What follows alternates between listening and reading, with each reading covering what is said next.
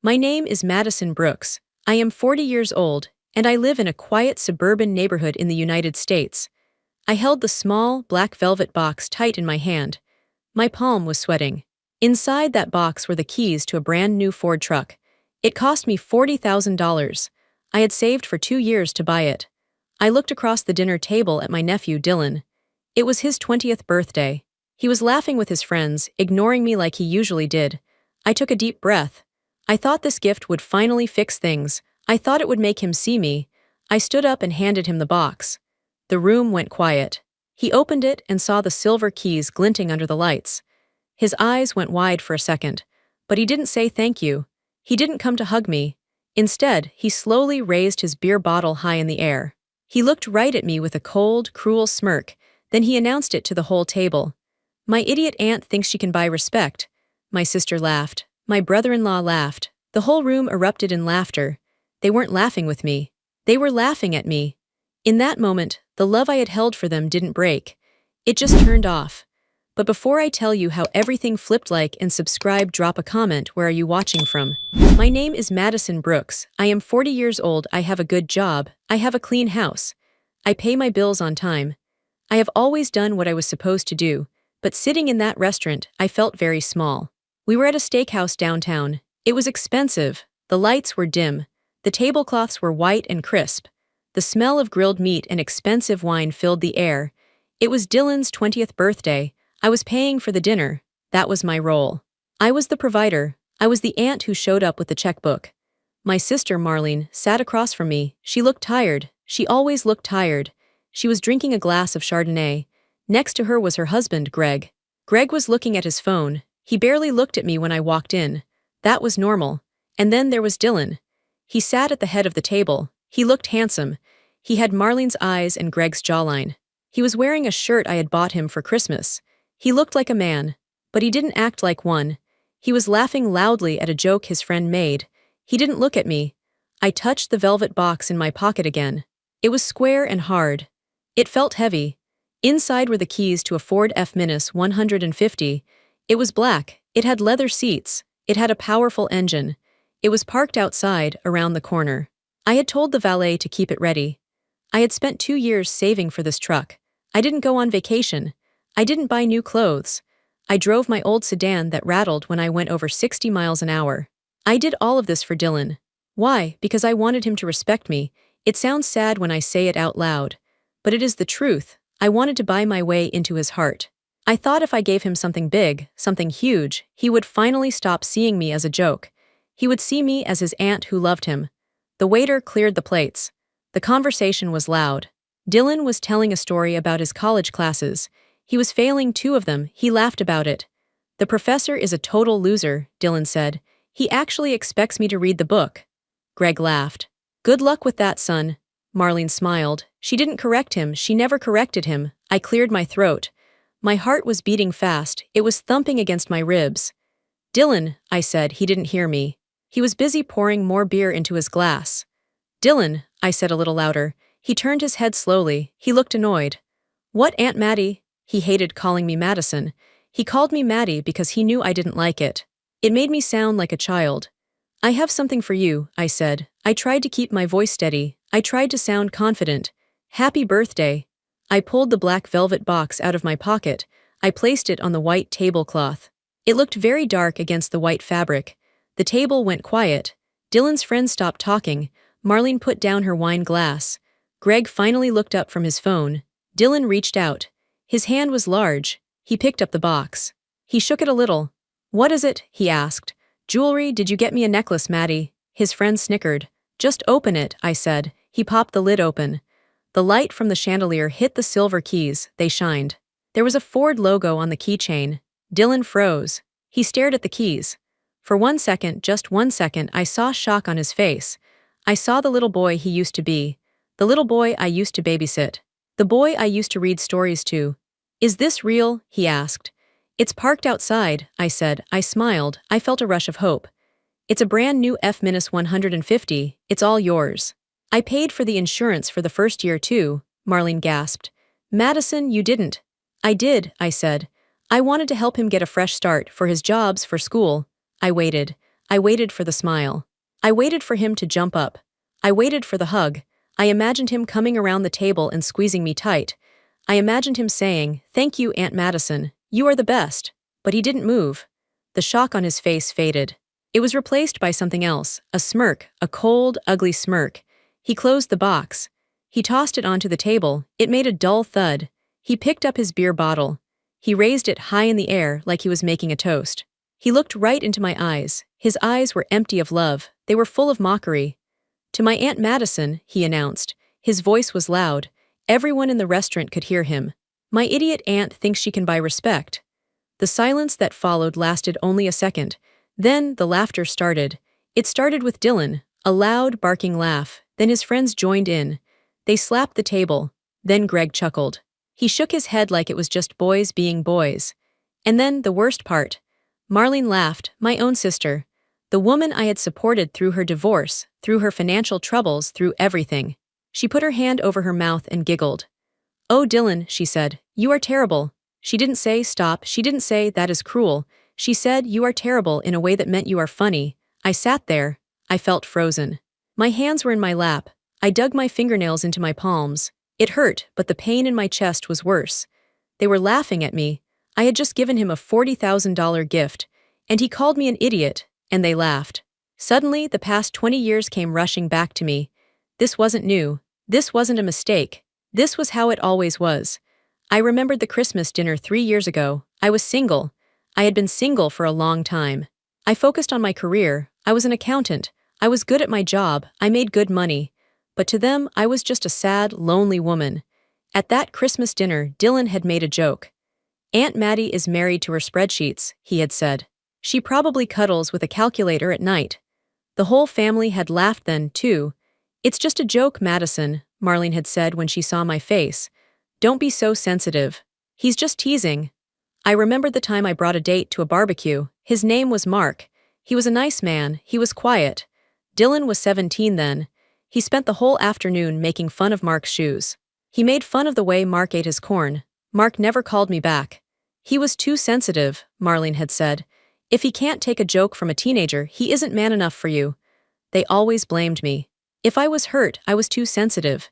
If I got angry, I was crazy. If I cried, I was dramatic. Dylan was the golden boy. He could do no wrong. When he failed his driving test the first time, it was the instructor's fault. Marlene said the man was biased. When he got caught drinking at school, it was his friend's fault. Marlene said they pressured him. When he lost his first job for being late, it was the boss's fault. Marlene said the boss was a tyrant. He was never responsible, he was never held accountable, and I was always the punchline. I looked at him now. He was 20 years old. He was an adult. He wasn't a child anymore.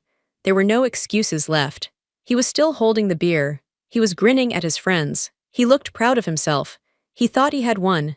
He thought he had taken my gift and humiliated me at the same time. He thought he was powerful. He looked at the keys on the table. "Thanks for the wheels, though," he said, not looking at me.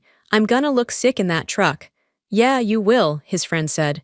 "We can take it to the lake this weekend." "Totally," Dylan said. "We are going to trash that thing." He laughed again. "Trash it, it's free, right?" My heart stopped beating fast. It slowed down. It went very cold. I looked at Marlene. She was wiping tears of laughter from her eyes. She caught my eye. She saw that I wasn't laughing. "Oh, come on, Madison," she said. Her voice was dismissive. "Don't look like that. He's just happy. He loves the truck. He's just being Dylan." He's just being Dylan. That was the sentence that had ruined him. That was the sentence that had ruined our relationship. I looked at the food on my plate. I had ordered the salmon. I hadn't taken a single bite. I looked at the wine in my glass. I hadn't taken a sip. I realized something then. I was the one who taught them how to treat me. I had allowed this. I had laughed along in the past because I wanted to belong. I had accepted their apologies when they weren't real. I had kept giving them gifts, money, and time, hoping they would value me. But you cannot buy respect. Dylan was right about that. You cannot buy respect from people who enjoy hurting you. The waiter came back to the table. "Is everything okay here?" he asked. He looked confused by the laughter and my stone-cold face. "Everything is great," Dylan said.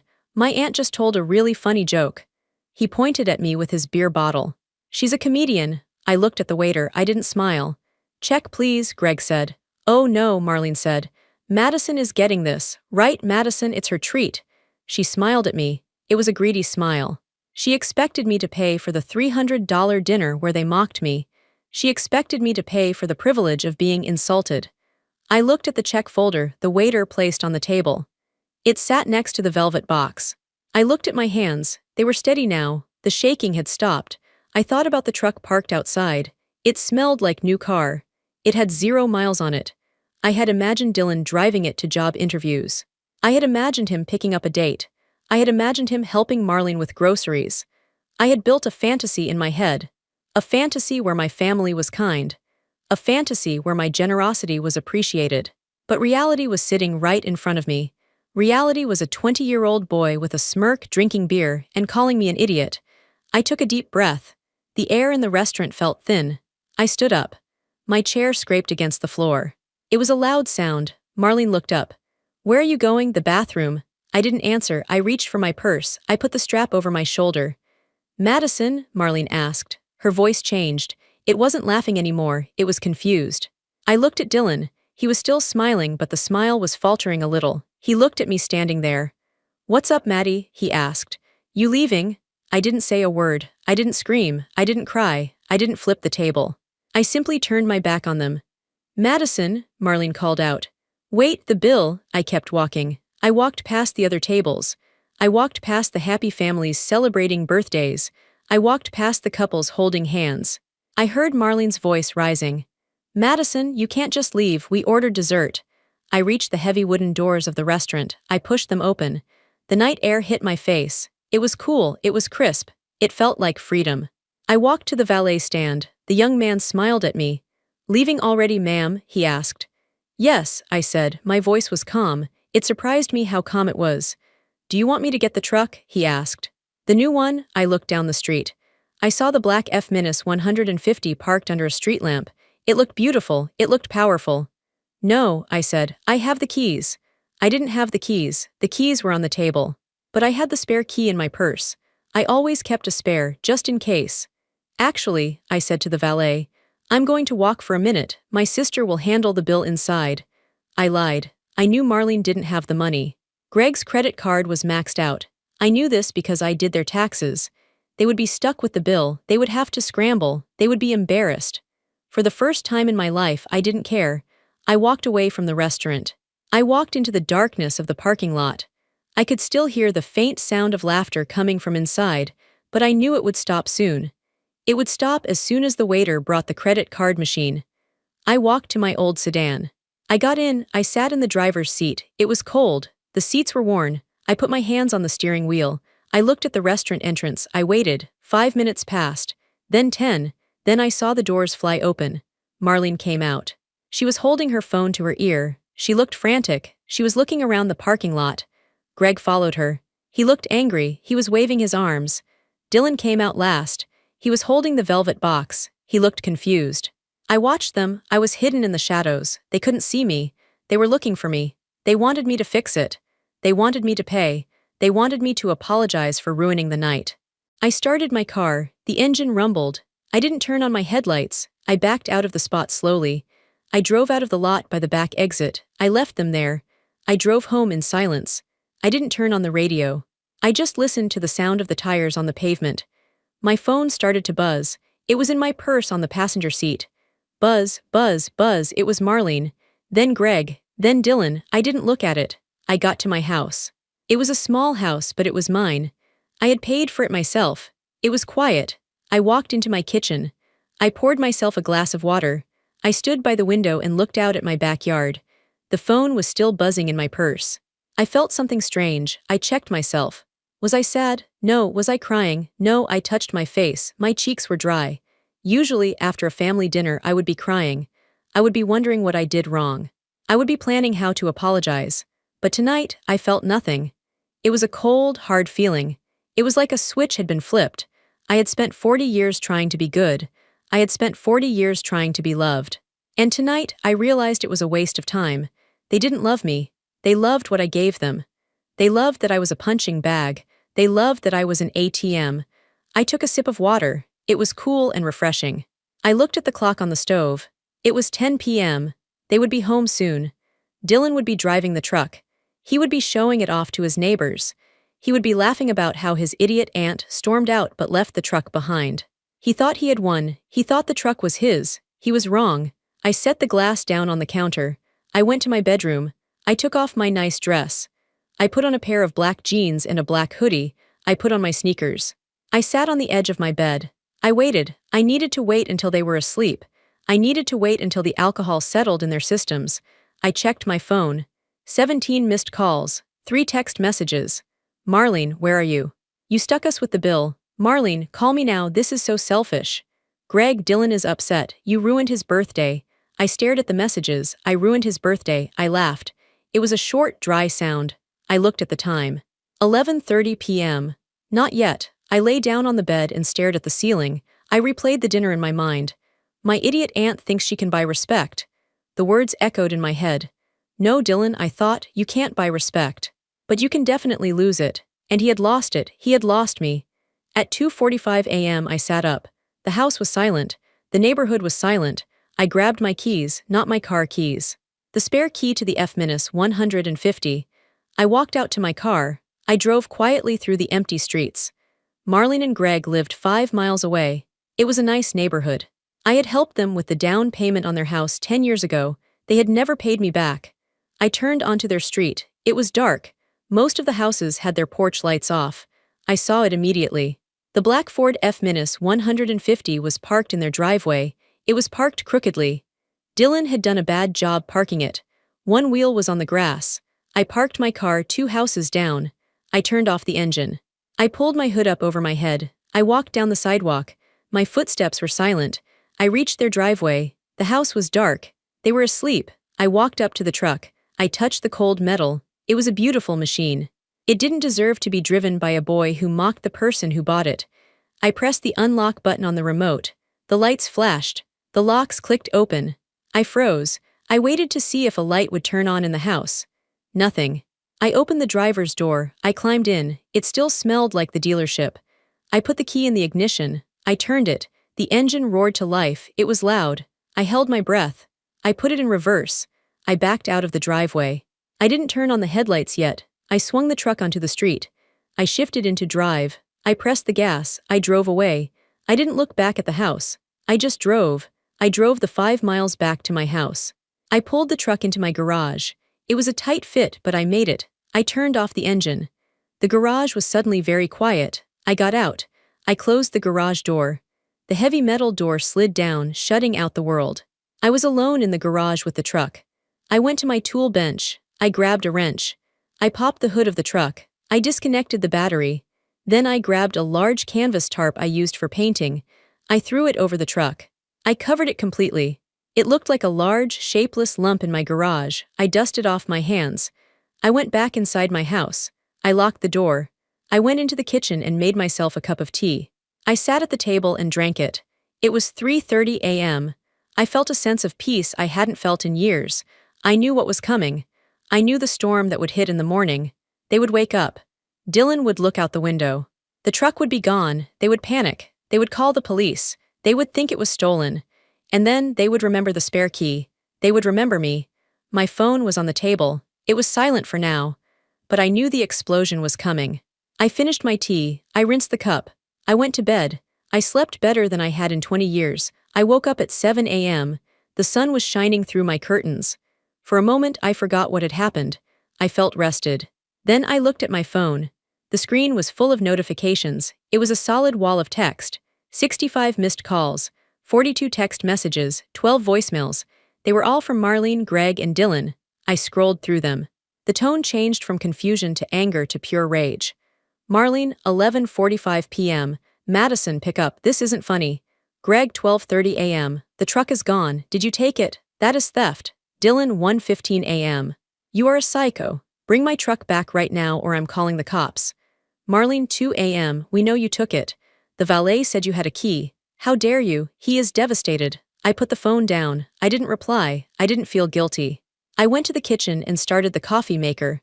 I could hear the birds singing outside. It was a beautiful morning. I was pouring my first cup of coffee when the pounding started. Bam, bam, bam, it was my front door. The house shook with the force of it. Madison, open this door. It was Dylan. I didn't rush. I took a sip of coffee. I walked slowly to the living room. Through the window, I saw him. He was wearing the same clothes as last night. He looked disheveled. His face was red. He pounded again. I know you're in there. I see your car. I unlocked the deadbolt and opened the door. Dylan stood there. He was breathing hard. His hands were balled into fists. He looked at me with pure hatred. Where is it? He screamed. He didn't say hello. He just screamed. Good morning, Dylan, I said calmly. Don't give me that, he spat. Where is my truck? I know you took it. You stole my property. I leaned against the doorframe.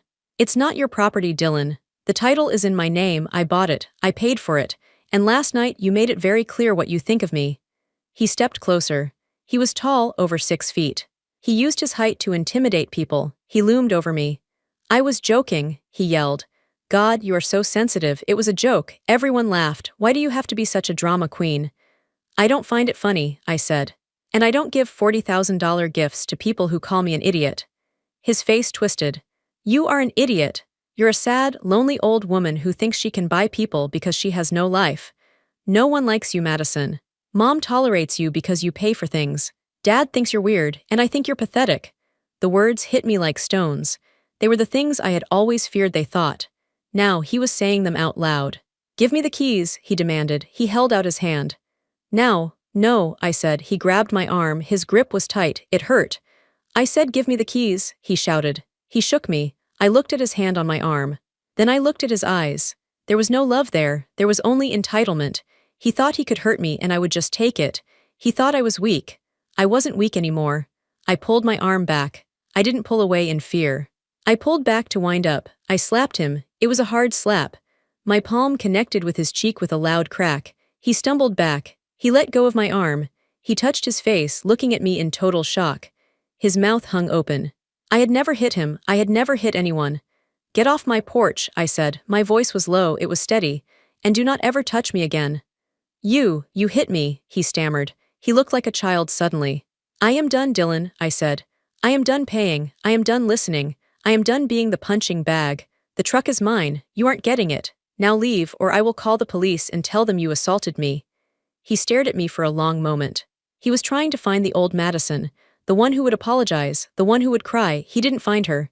You're crazy, he muttered. He backed down the steps. You're actually crazy. Goodbye, Dylan, I said. I closed the door in his face. I locked the deadbolt. My hand was stinging. My heart was racing, but I didn't cry. I went back to the kitchen and finished my coffee. 2 hours later, the phone rang again. It was Marlene. I almost didn't answer. But then I thought, no, I will face this. I am not hiding. I picked up. Hello, Marlene. He crashed, Marlene said. Her voice wasn't angry. It was shaking. It was small. My stomach dropped. What, Dylan, she sobbed. He crashed my car. He's at the hospital. Is he okay? I asked. I felt a flicker of worry. He was still my nephew. He's fine, she said. Bruises, a sprained wrist, but the car. Madison, my car is gone. It's totaled. What happened? He was so angry when he left your house, Marlene said. She was crying harder now. He came home screaming. He took my keys off the counter. I tried to stop him, but he just pushed past me. He said he was going to go for a drive to cool off. He was driving so fast. He ran a red light at the intersection by the mall. He T-boned a delivery van. I closed my eyes. Is the other driver okay? Yes, thank God, she said. But the police are there. They gave Dylan a ticket, reckless driving, and my insurance might not cover it because he's not on the policy for my car. She took a ragged breath. Madison, I don't know what to do. I have no car. Greg is at work. Dylan is sitting in the emergency room screaming at the nurses. Can you come? Please, we need you. The old me would have grabbed my purse. The old me would have rushed to the hospital. The old me would have offered to pay for a rental car for Marlene. The old me would have paid Dylan's ticket. No, I said, silence on the other end. What? I'm not coming, Marlene, I said. But he's hurt. I'm stranded. You have a husband, I said. Call Greg, call a taxi, but do not call me to fix this. How can you be so cold? She whispered. He's your nephew. He is an adult who stole your car and crashed it because he was having a tantrum, I said. And last night you laughed when he spit in my face. You laughed, Marlene. I didn't mean it like that, she stammered. You did, I said. And now you are dealing with the consequences of raising a son who thinks the world owes him everything. I am not coming. I hung up the phone. I sat on my couch. The house was quiet. I felt a strange mixture of grief and relief. I was grieving the family I wished I had, but I was relieved to be free of the family I actually had. That evening, Marlene came to my door. She didn't have a car, so she must have taken an Uber. She looked 10 years older than she had the night before. Her eyes were swollen. Her shoulders were slumped. I let her in. We sat at the kitchen table. "He's home," she said quietly. "Greg picked us up. Dylan is in his room. He's blaming the other driver. He's blaming the wet road. He's blaming you." "Of course he is," I said. "He said if you hadn't stolen his truck, he wouldn't have been driving my car," Marlene said. She looked at me with sad eyes. "He really believes that." "Do you believe it?" I asked. Marlene looked down at her hands. She twisted her wedding ring. "I don't know, Marlene," I said sharply. "He ran a red light." "I know," she whispered. "He called me a pathetic loser last night," I said. "And you laughed." Marlene started to cry again. "I was just trying to keep the peace, Madison. You know how he is. If I don't laugh, he gets angry at me too. I'm scared of him sometimes. Not that he'll hit me, but his anger, it fills the whole house. It's easier to just go along with it." "And that is why he is the way he is," I said, "because you go along with it." Marlene put her head in her hands. "I'm so tired, Madison. I'm so tired. The car is gone. We don't have money for a new one. Greg is furious. And Dylan, he just expects us to fix it. He asked me an hour ago when I was going to get a rental so he could go see his friends." She looked up at me. Her face was full of pain. "I told him no," she said. "For the first time, I told him no." "Good," I said. "He threw a vase against the wall," she said. "He broke my mother's blue vase." I reached across the table and touched her hand. "He needs to learn, Marlene, and you need to stop protecting him." "I think he needs to leave," she said. Her voice trembled. "I don't think he can stay in the house right now. Greg wants to kick him out." I think I agree." She looked at me hopefully. "Can he stay here, just for a few days, until he calms down?" I pulled my hand back. "Absolutely not. Please, Madison, he respects you deep down." "He hates me," I said. "And I don't feel safe around him. He grabbed me this morning. He was physically aggressive. I will not have him in my home." Marlene looked shocked. "He grabbed you?" "Yes." Marlene slumped back in her chair. "Oh God. What have we done?" "You didn't do it alone," I said, "but you have to stop it now." She nodded slowly. You're right," she stood up. "I should go, Greg is waiting for me." She walked to the door. She paused and looked back. "I'm sorry, Madison, about the dinner. You didn't deserve that." "No," I said, "I didn't." "Dylan didn't stay at home. Greg kicked him out that night. He didn't come to me. He knew that bridge was burned. Instead, he went to Aunt Valerie. Valerie was our father's younger sister. She lived in a bungalow on the other side of town. She was the cool aunt. She burned sage to clear negative energy. She collected crystals. She believed that rules were oppressive constructs. She had always told Dylan that he was a free spirit who shouldn't be tied down by conventional expectations. She was the enabler's enabler. For 3 days, it was quiet. I went to work. I came home. I worked in my garden. I didn't hear from anyone. I kept the truck in the garage, covered by the tarp. I had disconnected the battery just to be safe. I figured Dylan was too busy sulking at Valerie's to bother me. I was wrong. On the 4th day my phone rang. It was Valerie. "Madison," her voice was tight. It was high-pitched, bordering on hysteria. "Hi, Valerie," I said. "You have to come get him," she said. "You have to come get Dylan."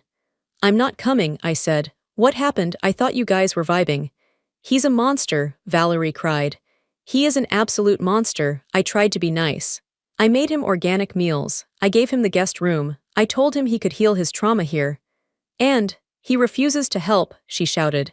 I asked him to take out the trash, and he laughed at me. He called my crystals stupid rocks. He eats all my food and leaves the wrappers on the floor. And last night, she paused, taking a ragged breath. "Last night I told him to turn down the TV because I had a migraine. He screamed at me. He called me he used a word I won't repeat. He said I was his servant. He said I was lucky he was even staying in my dump of a house." "Welcome to the club, Valerie," I said dryly. "I can't handle him," she wept. "He scares me. I told him to leave, but he won't go. He's sitting on my couch watching football and eating my chips. He says he's not going anywhere until he gets a car." "Call the police," I said. "I can't call the police on family," she gasped.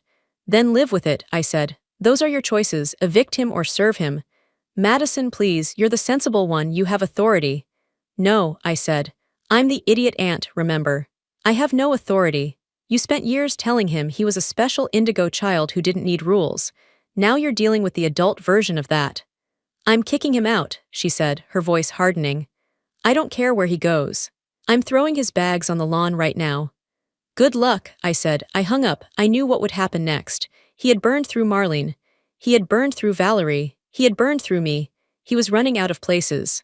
And when a narcissist runs out of supply, they get desperate. That night, I went to a late movie with a friend.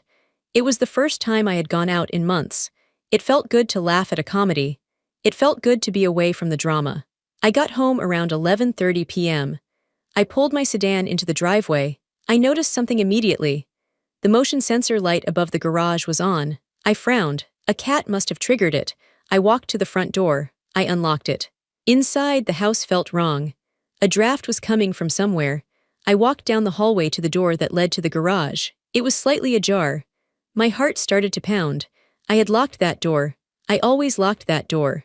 I pushed it open. The garage light was on. The tarp was on the floor, crumpled in a heap. The spot where the truck had been was empty. My stomach turned over. He had done it. He had come here while I was out. He must have broken a window. I saw the glass on the floor near the side door of the garage. He had broken in, but the battery, I had disconnected it. I walked over to the tool bench. My wrench was missing. He had figured it out. Or he had looked up a YouTube video. It wasn't rocket science. He had the truck. I ran back into the house. I grabbed my phone to call the police. But before I could dial, a FaceTime call came through. It was Dylan. I answered it. His face filled the screen. It was dark, but I could see the dashboard lights. The blue glow of the instrument panel illuminated his face. He was grinning. A wild, manic grin. Guess who got his wheels back? He shouted. The wind was rushing. The windows were down. Dylan, stop the truck, I said. You are stealing. I am calling the police. Call them, he laughed. I'll be gone before they find me. This baby is fast, Aunt Maddie. She is fast. He revved the engine. I heard the roar of the V8. You thought you could hide it from me, he taunted. I found the spare key, you genius. You hid it in the kitchen drawer under the takeout menus. Who hides a key there? I felt a chill. He had ransacked my kitchen. He had violated my home. Dylan, listen to me, I said. You are upset. You are driving too fast. Pull over. I'm not upset, he screamed. I'm winning. I always win. You all think you can control me. Screw you, screw Mom, screw Valerie. I'm going to California. I'm taking this truck and I'm never coming back. He looked away from the camera. He was looking at the road. Look at this speed, he yelled. 80. 90. Dylan, slow down, I shouted. It's wet out. Shut up, he screamed at the phone. He looked back at the camera. His eyes were wide and crazy. You can't tell me what to. Suddenly, his eyes went wide. Not with anger, but with fear. The phone shook violently. OSH, I heard the screech of tires. It was a long, terrible sound. Then the world on the screen spun. I saw a flash of guardrail. I saw the night sky. I saw sparks. There was a deafening crunch of metal. The sound of glass shattering. Then silence. The image on the phone was black. Dylan, I whispered, no answer. Dylan, I screamed. Silence. Then a faint groaning sound. I hung up. I dialed 911. My hands were shaking so hard I dropped the phone twice. My nephew, I gasped to the operator. He crashed. He was on the highway. I think he's near the exit 4 ramp, please. I drove to the hospital. I didn't want to go, but I had to. I was the owner of the vehicle. I was the witness. When I arrived, Marlene and Greg were already there. They were sitting in the waiting room. Marlene was sobbing into a tissue. Greg was staring at the floor. They looked up when I walked in. Marlene didn't hug me. She just looked at me with dull, empty eyes. He's alive, Greg said. His voice was flat. Broken leg, broken ribs, concussion, but he's alive. The truck? I asked. Greg let out a short, humorless laugh. Destroyed, wrapped around a telephone pole. The police said he was doing nearly 100. I sat down in a plastic chair. I felt numb. A nurse came out a few minutes later. Family of Dylan Brooks.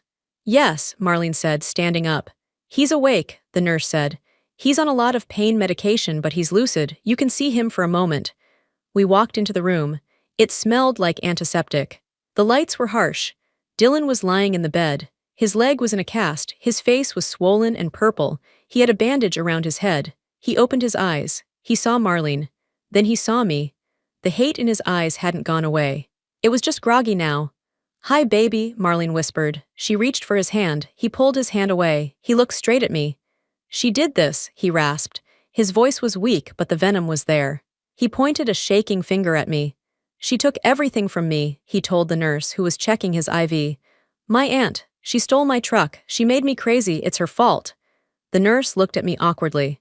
He's confused, Marlene said quickly. I'm not confused, Dylan shouted. He tried to sit up but winced in pain. She ruined my life. Get her out of here. Get her out. The monitor started beeping faster. Ma'am, I think you should leave, the nurse said to me gently. He needs to stay calm. I looked at Dylan. He was 20 years old. He was broken in a hospital bed. He had destroyed 2 cars in 3 days. He had alienated everyone who loved him. And he was still pointing the finger at me. He couldn't see it. He truly couldn't see that he was the problem. I looked at Marlene. She wasn't defending him this time. She was just crying silently. I'm leaving, I said. I walked to the door. I paused and looked back at him. I didn't take anything from you, Dylan, I said calmly. You threw it all away. I walked out of the hospital room. I walked out of the hospital. I stepped into the cool night air. I didn't have a truck anymore. I didn't have a nephew anymore, not really. But for the first time in my life, I felt completely free. The weeks after the crash were a blur of paperwork and silence. My beautiful truck was gone. It was a total loss. The insurance company called me every day. The police called me. They asked if I wanted to press charges for theft. Technically, he had stolen it. He broke into my house. He took the key. He drove it without permission. I could have sent him to jail. I sat with the phone in my hand for a long time. I thought about him in that hospital bed. I thought about the hate in his eyes. No, I told the officer. I won't press charges, but I want a restraining order. It was the hardest thing I ever did, but I had to do it. I had to draw a line in the sand that was so deep he couldn't cross it. Dylan was discharged from the hospital 3 days later. He was on crutches. He had a cast on his leg and a brace on his neck. He called Marlene to pick him up. She didn't go, she told me about it later. She sat in her living room, staring at the phone while it rang. It rang and rang. I wanted to pick it up, she told me. My hand was shaking. I wanted to go get him and bring him home and make him soup. That's what I've always done. Why didn't you? I asked. Because I remembered his face, she said. I remembered him screaming at the nurse. I remembered him blaming you. And I realized, if I bring him home now, he will never change. He will kill someone next time, or himself. So Dylan took a taxi from the hospital. He didn't have anywhere to go. He went to his best friend, Kyle's house.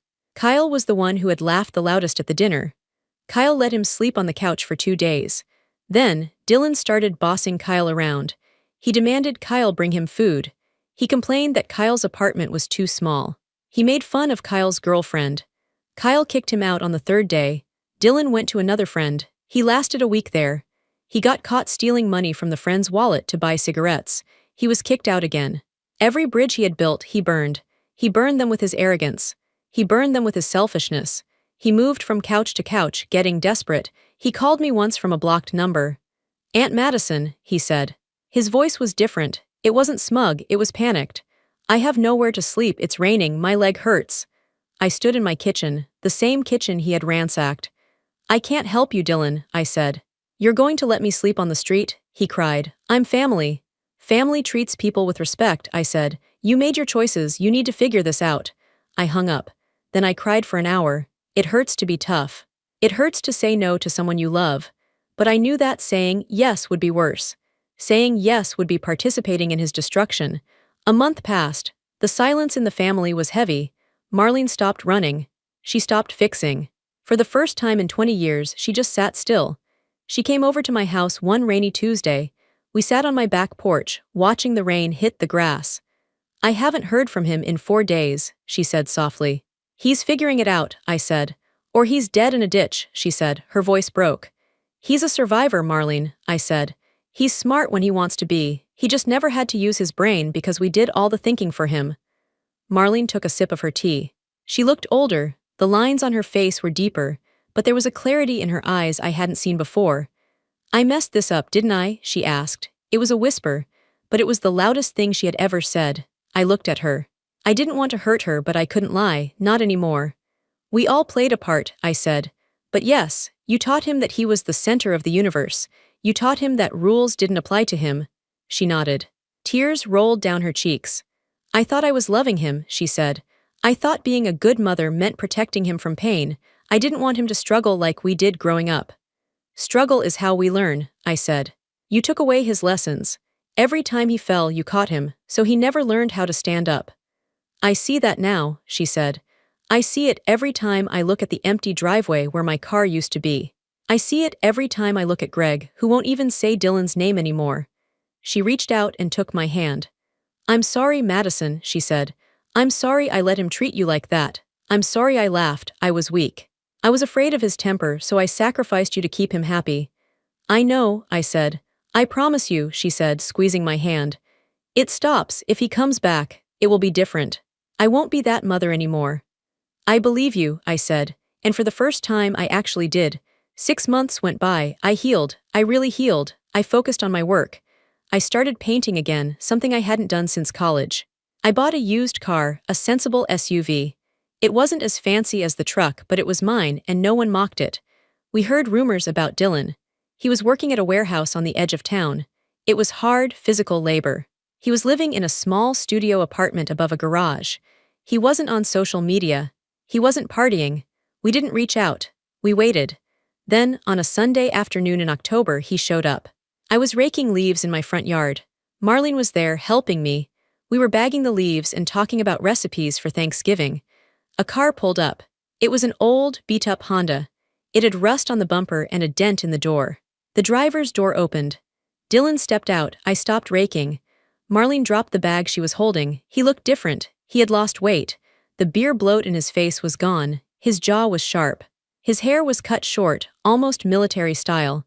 He was wearing work boots and a plain gray t-shirt. He still had a slight limp from the accident. He didn't swagger. He didn't smirk. He walked slowly up the driveway. He stopped 10 feet away from us. He didn't come too close. He respected the invisible line. Hi, Mom, he said. Hi, Aunt Madison. His voice was lower. It was quiet. Hi, Dylan, Marlene said. She didn't run to him. She stood her ground next to me. He looked at his boots, then looked up at us. His eyes were clear. The arrogance was gone. In its place was something else, exhaustion maybe, and shame. I have a check, he said. He reached into his pocket and pulled out a folded piece of paper. He held it out. It's not much, he said. It's $500. It's for the deductible on your car, Mom. And for the window I broke at your house, Madison. Marlene looked at the check. She didn't take it immediately. I'm working at the distribution center, Dylan said. Night shift, it pays okay. I'm going to bring you a check every month until I pay off the cars. That will take a long time, Dylan, I said. Decades. I know, he said. I have time. He looked at me directly. It wasn't a glare. It was a look of recognition. I'm in therapy, he said.